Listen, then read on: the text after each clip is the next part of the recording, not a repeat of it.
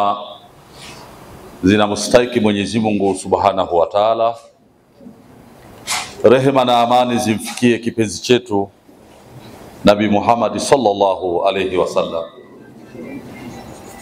Ndugu zangu tuliohudhuria shughuli hii ya dua ya vipenzi wetu hawa, Mzee Moshi bin Juma bin Shaaban na Sharif Asayid Ishaq Mu'taman bin Sharif Said Albidh. Hawa ni vipenzi wetu, tuliishi nao, tulikula nao, tulisema nao, tulicheka nao. Almuhimu tulikuwa nao kama unavyoona mfano tulivyo leo hapa. Lakini leo tunawaombea dua wakiwa ni marehemu makaburini. Jambo hili haliepukiki. Nasi kwa mfano huo tujiandae na safari. Nimesimama kusema machache juu ya mzee wetu Mzee Moshi bin Shaaban.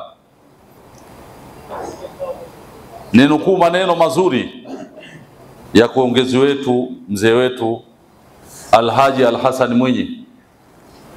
Katika maneno yake mazuri mzee huyu alisema hivi: mwanadamu ni hadithi baada ya kufa kwako.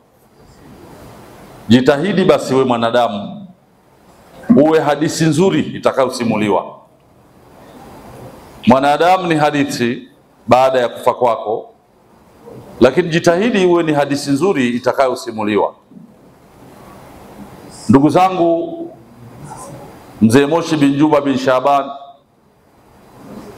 amefariki akiwa na umri wa miaka 70. Lakini mimi nimemfahamu Mzee Moshi bin Juma bin Shaaban, kama sijasahau, akiwa na miaka isiyopungua kati ya 48 kwenda 50. Kwa hiyo najidai kwamba nimeishi naye kwa uhai wa kidunia zaidi ya miaka 25.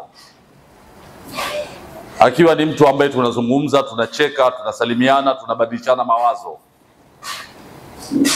Lakini amekuja BAKWATA hapa tukawa naye zaidi ya miaka 7, tukiwa na kamati ya mwanzo ya halmashauri ya mpito.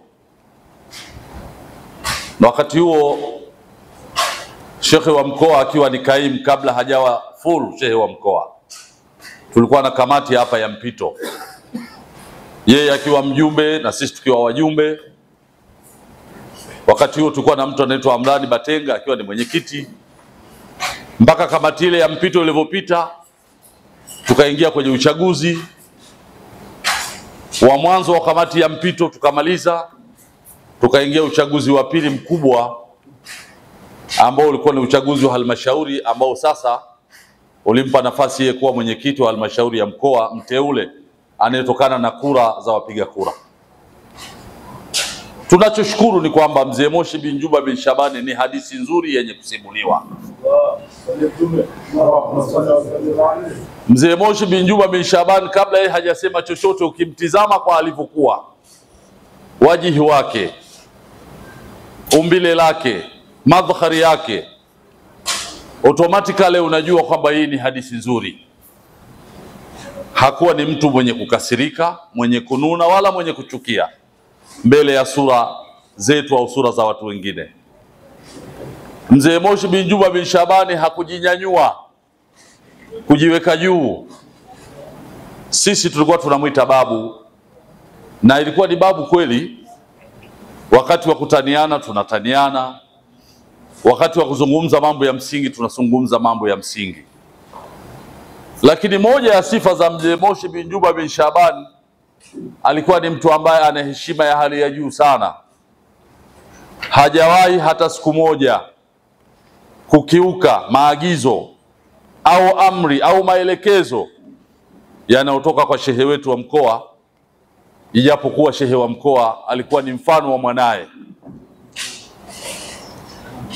Lakini hata siku moja akiitwa saa 8 usiku anaitika. Nakumbuka Katika mambo ambayo tumewahi kufanya naye, tulikuwa na kazi moja inahusiana na maendeleo ya Waislamu katika mji. Tulikaa kikao mpaka saa 9 usiku siku moja, tuko wote, vijana wanasinzia, yeye yuko macho. Mzee Moshi bin Juma bin Shaban, bila kujali afya yake, umri wake. Ndugu zangu, ya kusimulia ni mengi. Kama mnavyojua, wakati huu si wakati wa maneno, ni wakati wa maneno yale mengine ambayo tunayajua. Maneno gani hayo? Ni maneno ya tumbo.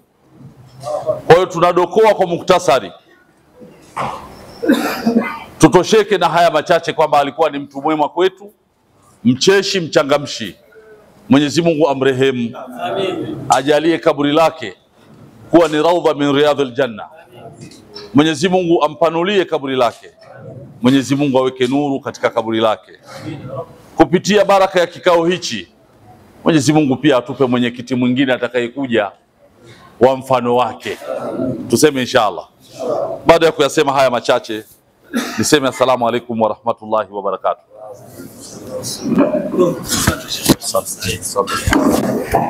Asante.